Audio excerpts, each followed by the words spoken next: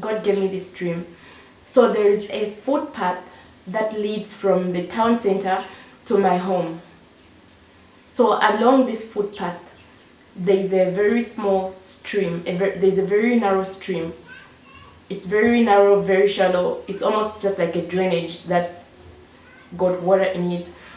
But anyway, so it's so narrow that there wasn't a bridge there, and then there were these stones that were just placed in the water. That's what people used to step. So like some months ago, they put up a small bridge, and that's the one people use when they want to use that footpath. So in my dream, I found myself walking home along this footpath, and then when I reached the stream, this very narrow stream, when I reached the stream, I found that the bridge had been taken out. And then when I looked, I was so shocked to find that the stream had widened like a river. And not only that, it had also increased in depth, and it had flooded. It was like a river, and the bridge was gone. So I was very worried about how I was going to cross over to the other side because I had to get home. So when I looked, I noticed that not only had the bridge been removed, but right there where I was standing, next to the stones where people used to step previously, that is, there were these red ants that were put there on the water, and then I knew that they had been put there so that in case I tried to pass, they should attack me. In case I tried to pass, they should attack me. So I was very worried about how I was going to cross over to the other stream. But then when I was thinking of what to do, I noticed a man standing right there in the water with a cord on his shoulder. So this is somebody I know. This is a man that I know, whom God had revealed to me previously that he's in witchcraft.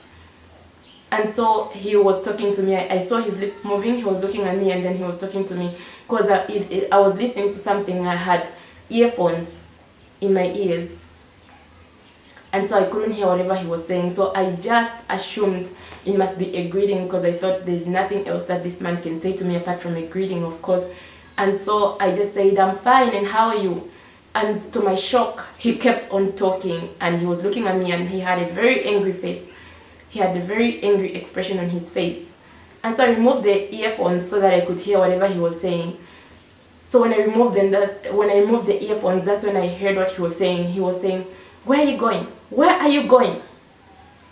And I said, in my dream, this path leads to home, and in my dream I was going home. But to my shock, my surprise to him in the dream was, "I'm going to heaven."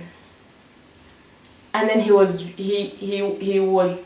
so sure I can never cross this stream because it had gotten wide, it had gotten deep, and then the bridge had been taken out. There was no way of crossing. He was so sure I would never make it to where I'm going. And when I told him I'm going to heaven, he began to mock me. He began mimicking whatever I was saying, and saying, "I'm going to heaven, I'm going to heaven," and laughing at me, mocking me, thinking I'll never make it. And so I thought, what am I going to do? And then I decided to just step on the water.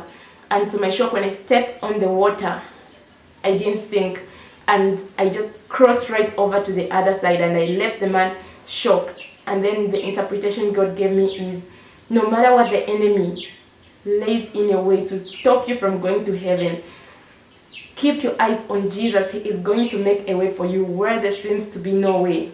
The Bible says when the enemy comes like a flood, the Spirit of God is going to raise up a standard against it. So God is going to make a way for you. Your job is to keep seeking Him, keep thirsting for Him, to hunger for Him. Seek God, read the Bible, pray, fast, have a relationship with Jesus. God is going to make sure you are saved.